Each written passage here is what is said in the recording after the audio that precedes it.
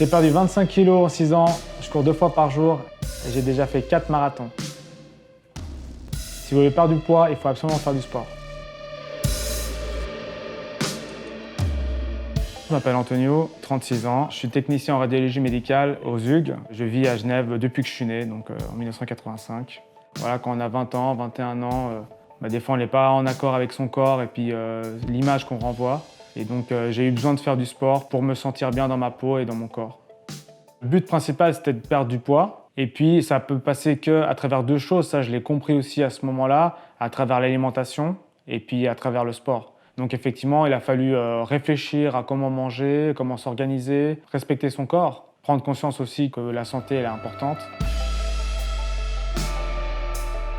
J'étais au travail et puis j'essayais de faire mes divers régimes alimentaires, je mangeais mes trucs à midi. Et puis évidemment, les collègues voient que je suis un peu frustré puisque je passe beaucoup de temps en fitness, je fais attention à ce que je mange et puis que ça marche pas. Il y a une certaine frustration et puis une collègue me dit « Mais écoute, il faudrait peut-être que tu essaies la course à pied parce que la course à pied, ça peut marcher, c'est connu, pour perdre du poids, c'est bien et puis peut-être que tu vas aimer. » Donc voilà, ça a commencé comme ça, j'ai commencé à courir avec cette collègue et je me suis dit « Mais pourquoi pas me fixer un challenge, un but ?» Et là, je me suis dit « Voilà, dans 1 an, je fais une course officielle de 5 km. » Et puis c'était le but à atteindre. En courant, tu perds vraiment du poids. Et puis du coup, après, tu t'intéresses, donc tu lis les articles, tu essaies de voir comment courir, qu'est-ce que tu peux faire. À chaque fois, tu augmentes d'1 kilomètre. Par rapport à l'alimentaire, c'est pareil. Pour pouvoir courir, il faut que tu aies une hygiène alimentaire. Du coup, alors, tu fais en sorte que ton alimentation puisse te permettre de courir de plus en plus vite et de plus en plus longtemps. Quand on a passé cette phase de la difficulté de se mettre dans ce sport, après, on s'évade très très vite et on ne se rend pas compte.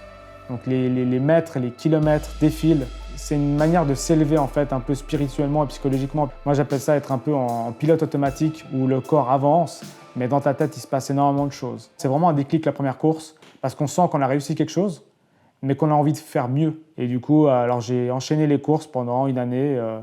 Toutes les courses que je pouvais faire ici à Genève, je les ai faites en essayant à chaque fois d'améliorer mon temps.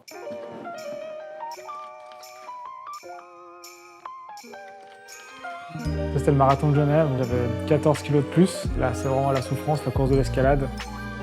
Donc voilà, j'ai gardé un souvenir de chaque course à pied.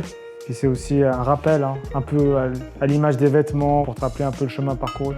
Par exemple, ça, je peux plus porter, quoi. C'est énorme. Ça va pas, quoi. Tu vois que tu es en train de sculpter ton corps et du coup, ça renvoie une image où tu es assez fier de toi. Donc tu gagnes en confiance en toi. Le matin, tu te sens tout puissant, on va dire. Aujourd'hui, je préfère 1000 fois ne pas sortir trop tard et puis le lendemain, me faire une longue sortie de course à pied. Parce que je sais qu'elle sera beaucoup plus avantageuse dans mes objectifs que la sortie avec les copains jusqu'à pas d'heure. Des gens qui sont surpoids ou qui ont plein de problèmes, la meilleure chose à faire déjà c'est de sortir et de commencer peut-être à marcher d'abord, puis après tranquillement à trottiner et à courir. Il y a toujours des excuses pour pas y aller. Il fait froid, il pleut, il fait chaud, mais ce qui est sûr c'est qu'une fois que c'est fait, il y a ce truc où le corps va mieux. Peu importe à quel rythme ça se fait, mais il faut faire quelque chose. Ce sera toujours plus bénéfique pour le corps et l'esprit que de ne rien faire.